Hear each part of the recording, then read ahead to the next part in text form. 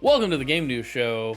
It's the show where I, Chrono, talk about game news. This week we're talking about some surprising things from Ubisoft. The Pokemon Scarlet and Violet launch, some Mario Kart updates, and yeah, let's just jump into the things over on Game News Show. Yay, it's live. We did it. All right, so coming up, what we've got. I have seen zero coverage on this, and I'm very surprised. But I saw some articles today from like last week. Didn't get amplified anywhere into the places I follow at all. So I was surprised to see this. But Splinter Cell has first it's the 20th anniversary celebration. They had like a 20-minute stream or discussion on Ubisoft's YouTube channel talking about Splinter Cell.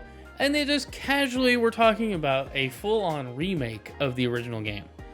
Like, what? Not seen this covered anywhere. Splinter Cell is one of my all-time favorite game franchises ever. I've loved playing them. They're always a lot of fun. And so, this was just a total surprise. I watched the whole video. They had some good points. They're talking about how early it is in development for this remake, but they don't want to move away from the linear structure of the original game, but they want to make like common sense game improvements. And so it's really exciting to see that these things are happening. They're being considered. They're modernizing it while keeping the spirit of the original. I hope they don't mess it up. And I hope that this one does well enough that it leads to Pandora Tomorrow and Chaos Theory also getting the same treatment. Because then there's a chance that good Spies versus Mercs multiplayer can come back. Just saying. They did share a little bit of concept art, which looked really cool. We'll make that big here for everybody to see. I mean, it's concept art, but I'm excited to see just where this goes. Splinter Cell, again, is one of my near and dear, like, most favorite series in games. And I'm excited to see where that goes and what we learn next from it. All right, moving down the list. Hyperkin, maker of third-party video game accessories, such as the, I believe it's the Admiral N64 controller, some GameCube controllers, a bunch of different adapters and cables, have announced that they are making an officially licensed Xbox 360 replica controller that will work on PC, Xbox One, and Xbox Series consoles, codenamed or dubbed the Xenon, which is what the original Xbox 360's codename was while it was in development. Looks to be really cool. I believe it's going to be like their Duke controller, which was a fantastic replication of the original giant Xbox controller. This brings some modern takes to it. It is wired, but it's got the menu and view buttons and share buttons like the modern Xbox controllers do, but has the feel and layout of the 360 controller, which is cool. They also shared I don't know if they officially shared it, but I saw a data sheet going around. Kind of hard to see here, but it will come in black, white, pink, and red. No word on pricing, I believe, but it'll probably be around $60 to $70, just depending. That's kind of been Hyperkin's thing when they release one of these special editions. I think it's really cool that it's officially licensed. I kind of hope they can incorporate that transforming D-pad into a version of these, because that version of the 360 controller was awesome. The D-pad being able to change made it feel so much better for certain games.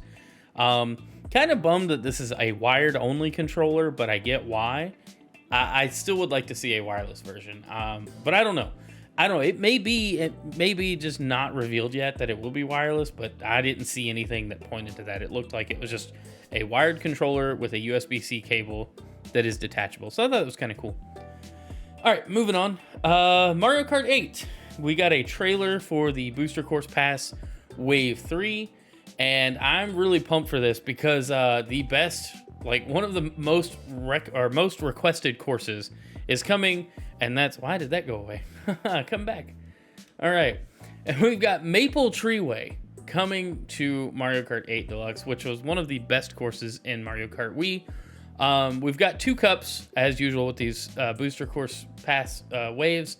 We've got the Rock Cup featuring Tour London Loop from Mario Kart Tour, Boo Lake from Mario Kart Super Circuit, 3DS Rock Mountain from Mario Kart 7, and Maple Treeway from Mario Kart Wii.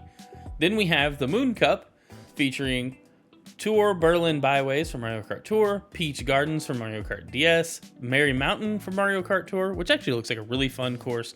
It was also built and released for Mario Kart 8 and Tour simultaneously, so it's technically a new track. It's just not like the other new tracks, I guess. Anyway, and then we have what really surprised me, Rainbow Road for Mario Kart 7 on 3DS, which is, I think, one of everybody's like most favorite Rainbow Roads. I really liked it. Mario Kart 7 was a fantastic game, so as many courses as we can get from that game will be amazing.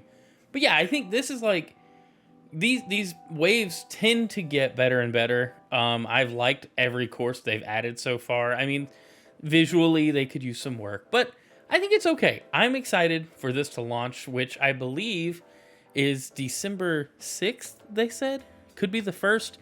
Don't quote me on that because I apparently didn't take good notes. That's okay. We'll get better next time. But I'm really excited for this to release, finally. We need to play more Mario Kart on the channel. That's something that needs to happen. I think it would be fun. All right, moving on. It's time for the weekly Overwatch 2 update.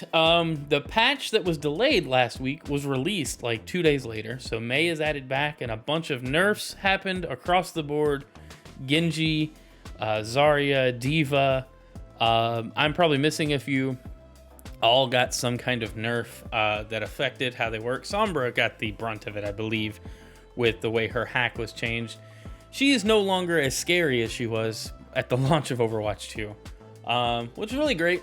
Another update that was shared recently was that the phone requirements, the phone number requirement for your account now accepts prepaid plans, which is great. They finally fixed that. That'll allow more people to come in and play. Thank God, because it was a terrible system that it didn't accept all phone numbers, just some of them. You know, like, come on now. That's a bad idea. Glad they fixed it. And then right before I went live, I was tagged in a post on Facebook about Ramatra getting a gameplay trailer on the 26th. So I'm really excited for that. I can't wait to see it come out. The idea behind Ramatra looks cool. Some of the leaked screenshots looked interesting. I'm just excited to see overall how he plays and what he's bringing to the tank side of things, because there's not too many tanks I'm good with. And so will he fall into a category of a fun tank or the tank everybody picks because he's really broken? I don't know. I'm excited to see it though. All right, moving on. And the biggest story we've got this week, Pokemon Scarlet and Violet did release. It's the fastest selling Pokemon game, I believe.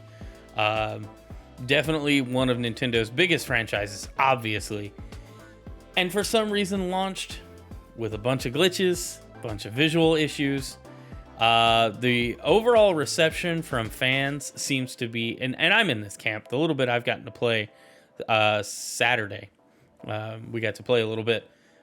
I think the game definitely needs some work, but it is also one of the most fun Pokemon games I've played.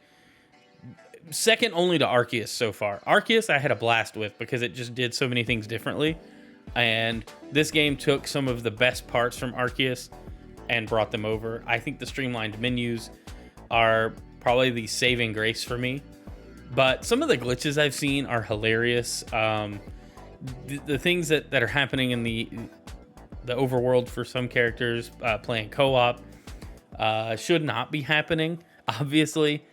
I'm hoping that Game Freak or Pokemon Company, whoever's in charge of getting this like planned and released, can get us some updates really quick, because this being a holiday release, I would just hate for somebody to fire up their Switch and then not be able to play the game they were expecting after getting it for Christmas. Also, I've heard that the game is crashing for some people randomly.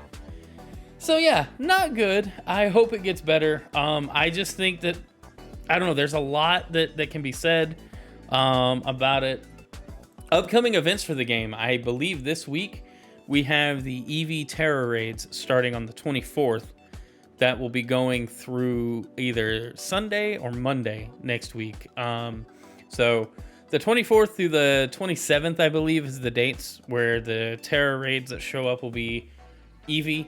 And you can get EVs in different Terra types. And I think it's really cool. It's a cool way to start off the what I assume will be either weekly or monthly terror raid events. I honestly can't tell. I don't know what Game Freak's pattern was with the Dynamax raids, but I'm really excited to see just what Pokemon get added through these events. We know Charizard's coming up. I think Eevee's a good Pokemon to start with. Everybody likes Eevee, right? So that's really cool. But yeah, that'll do it for this week's Game News Show. I appreciate you if you are here live. If you're watching on YouTube after the fact, thanks for checking out the video. I do hope you consider subscribing, leaving a like, and let me know in the comments, are you enjoying Pokemon Scarlet or Violet through all the glitches? I know I am, but I hope that it doesn't become an impediment, you know? Anyway, I think it'll get better. I think the fact that it can be patched means that some creative things are going to happen to get it working, but hopefully they get these things out sooner rather than later. But anyway, that'll do it. Thanks for checking out this Game News Show, and we'll see you on the next one. Oh, and if I forgot to mention it earlier, but happy Thanksgiving if you watch this beforehand, and if not, well, happy Thanksgiving anyway, because it's Thanksgiving week when I release this video. And that'll do it. Bye.